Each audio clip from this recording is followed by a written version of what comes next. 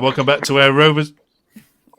Welcome back to Where Rovers Walk. A reality check in terms of our limits this season, says Matt. No craft or guile when teams sit in against us.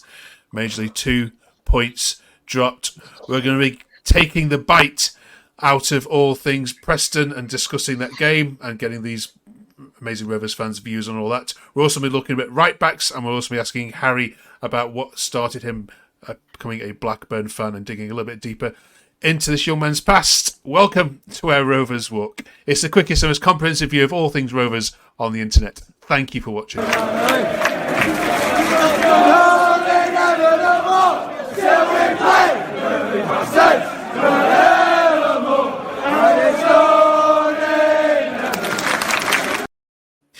Welcome back to Jason, Mark, Tom and Harry. It was only a matter of time before we started to talk about a bit of a Rovers inept performance. So here we are. Feels like the world has been sorted out. It's Blackburn have put in a dodgy performance, which we can talk about for once. Welcome. Hope you're all well. Drop us a subscribe and like if you've only just come across this channel. We talk about all Rovers games across the full season. Let's start with you then, Jason. Welcome back. Happy anniversary. You've been on your travels for the last couple of weeks. What did you make of the Preston game?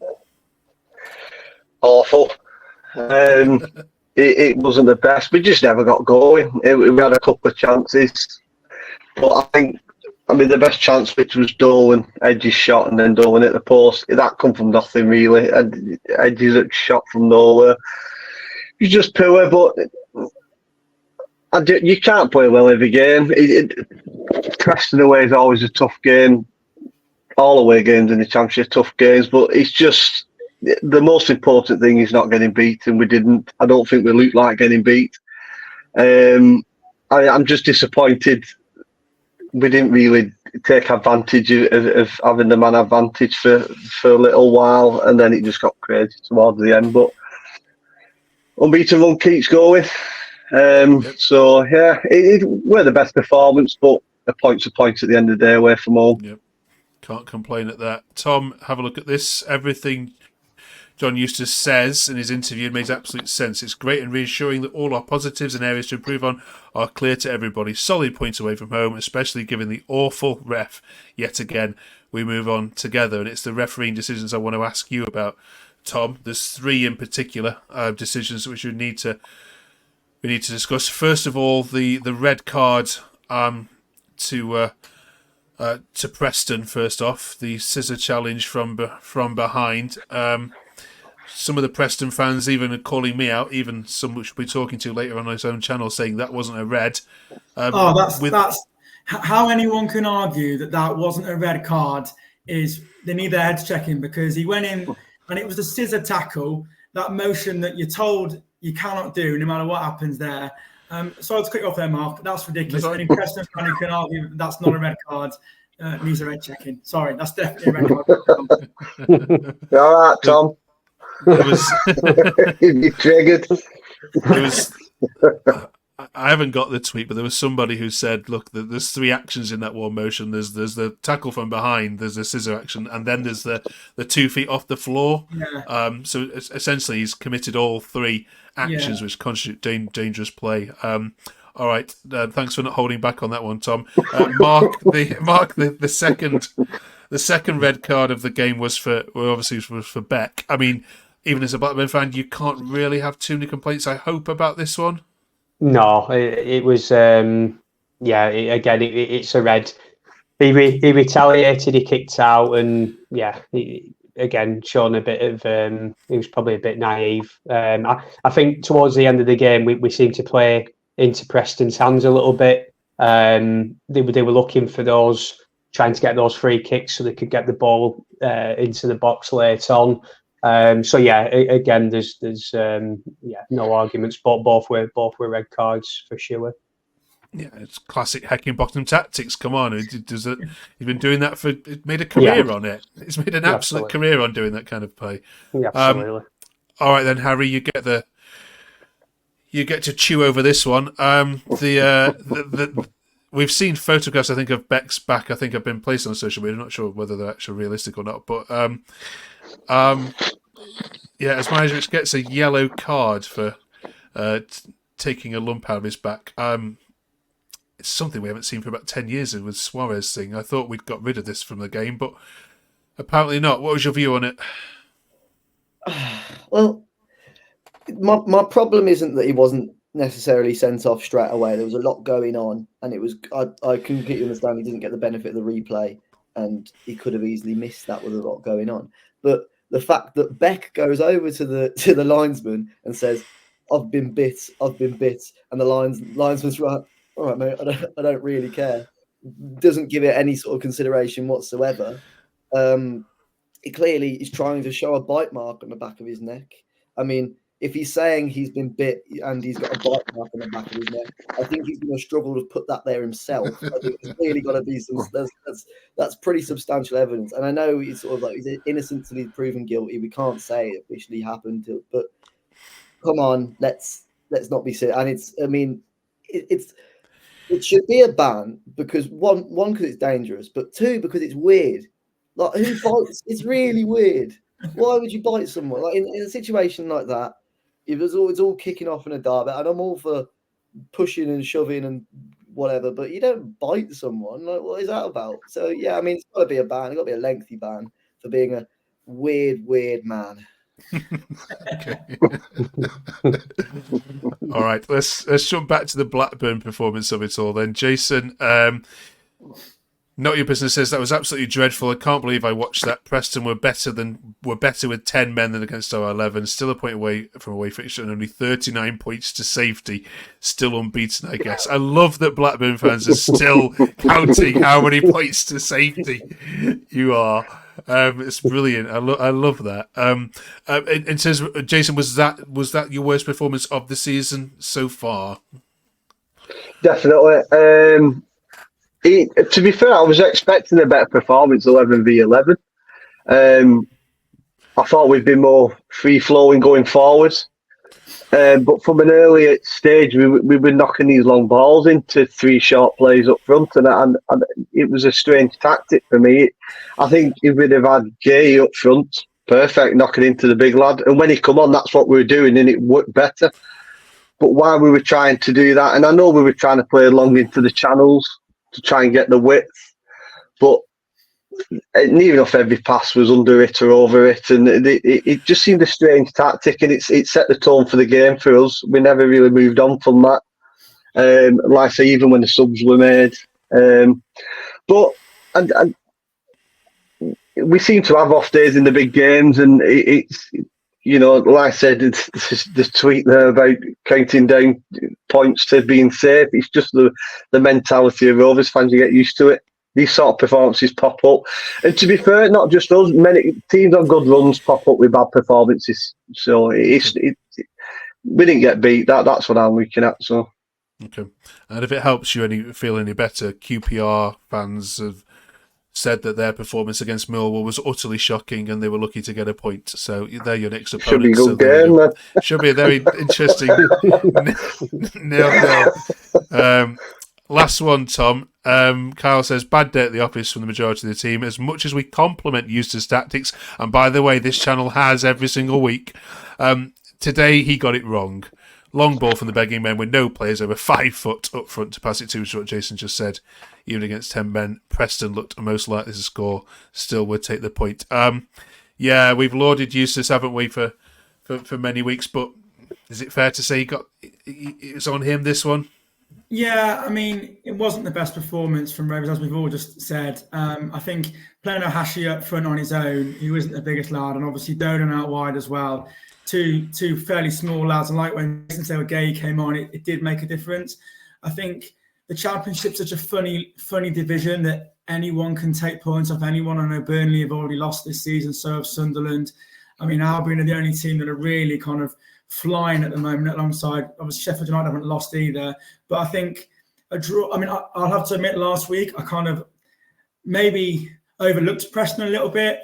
They obviously did well last season, and they have got some good players in there.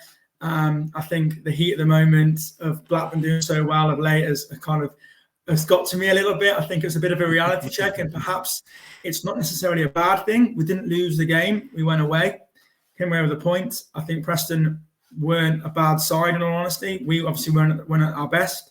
but I think it will give Eustace a bit of food for thought as to maybe what to do moving forward in those sort of games. And I think he needs to recognise that, his tactics weren't the best for that game, but I think overall he's done really well still this season. And it's the first time since 2012-13 that we've gone the first 6 games of a league season without losing the game. So hopefully we can go 7 games, because our win record so far has been, win, draw, win, draw, win, draw. So hopefully the next one's going to be another win. Okay. All right, Mark, I'm going to ask you for your views on the right backs in a second. First and foremost, though, does anybody want to reevaluate their prediction for Rovers this season? We're now 6 games in, so I think it's a duty point to kind of, we'll rewound back to our first video. I think we can watch all of you confidently saying we look at 20th, 19th, I think we had was probably the highest. Mark, do you want to reevaluate yours, or are you going to still be happy with just finishing 19th? No, I think with the start that we've had, I think I do think we'll finish a lot higher up than what I first predicted, and I think my predictions were mainly based before we made all the signings that and the players that we brought in. If we could mount a playoff challenge, fantastic. But I still think we're going to be 10th to 14th. I think as the winter months kick in, it will start getting a bit tough. But yeah, it will be higher than what I first predicted back in at the start of the season. Good. The Swansea fans are also jumping up and down and doing the same thing because they predicted the same bad start. Let's go to Mr. Optimism. Harry, do you want to reevaluate yours, or are you going to stay in the lower reaches? I think top half should be the aim, really. I think if we get top half, we'll be pretty happy with that. I mean, it's too early to tell, but I think we look fairly solid. We look to be more than be able to hold our own in this division with the players we've got. Probably too soon to push for a playoff charge, I'd say. But I think we should. I think we're definitely capable of finishing top half, and I think we should at least be aiming for that. All right, Brill. Well, we've looked at goalkeepers, we've looked at central defenders, we've done left backs. Let's finish off then this trawl through the Rovers' defence and look at the right backs.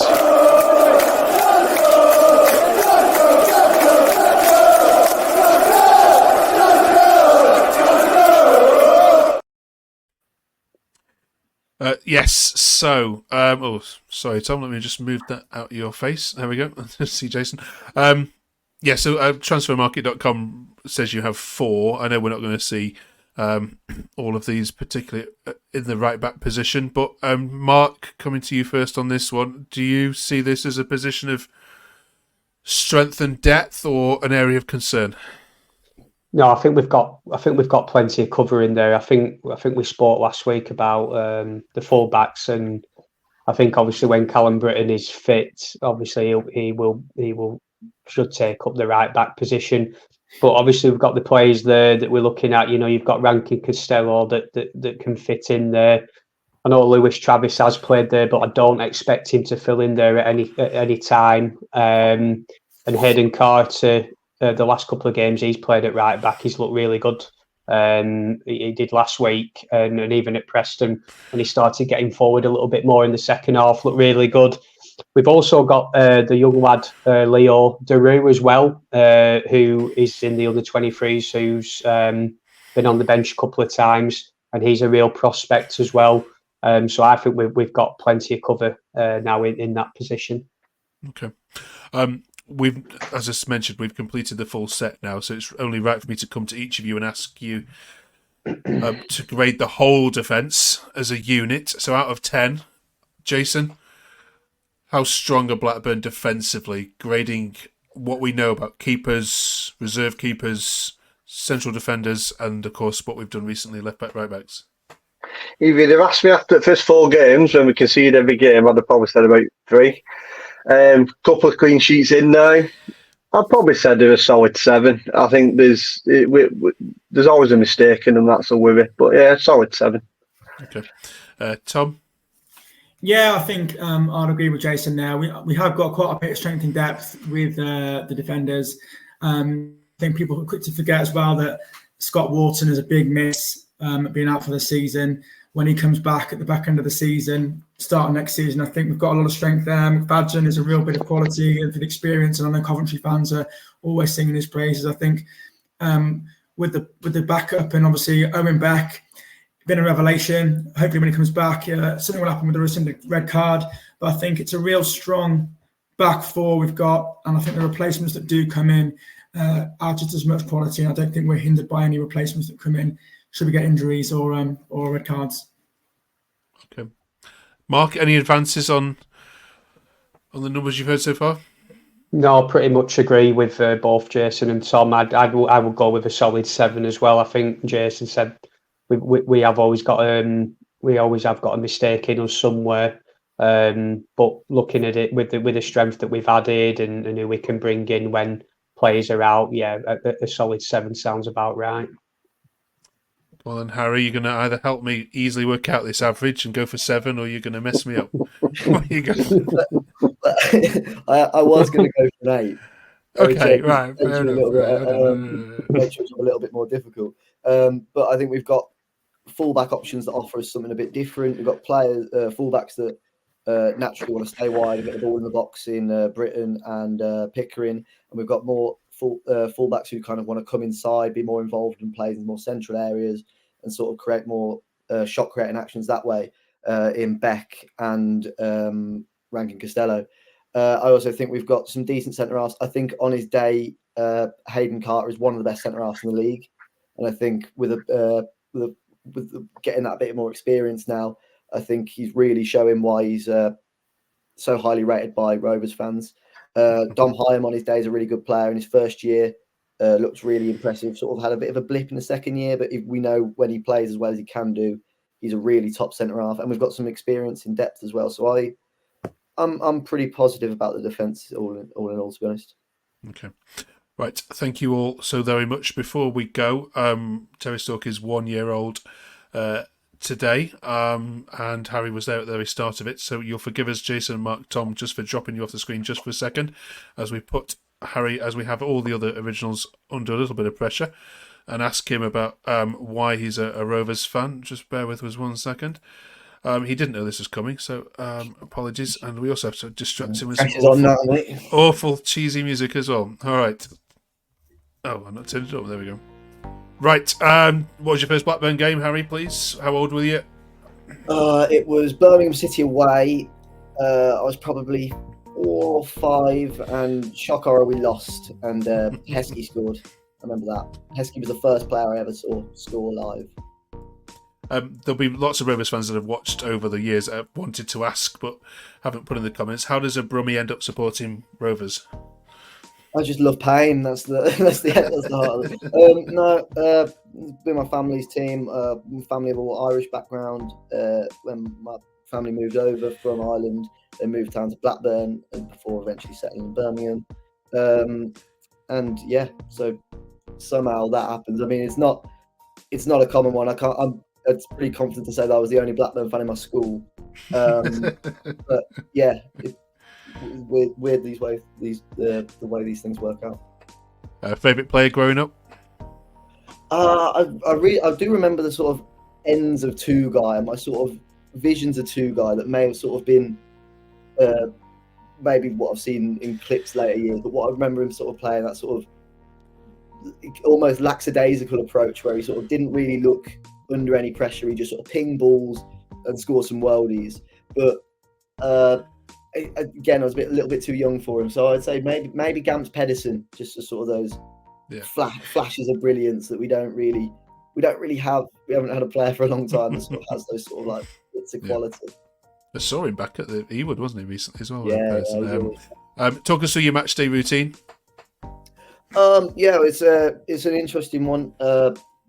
Get the train up from uni. I'm from Manchester. Meet my dad there. Obviously, because of being from Birmingham, not many of my mates. Well, none of my mates support Rovers. So if I can drag one of them along, if they've got nothing better to do, then. But a lot of the time, it's quite nice to have that sort of relationship where it's just me and my dad. We get that time to watch the football, and that's what it's always been. Rovers has been me and my dad going up and down the country, quite miserably. So But yeah, wouldn't change it for the world.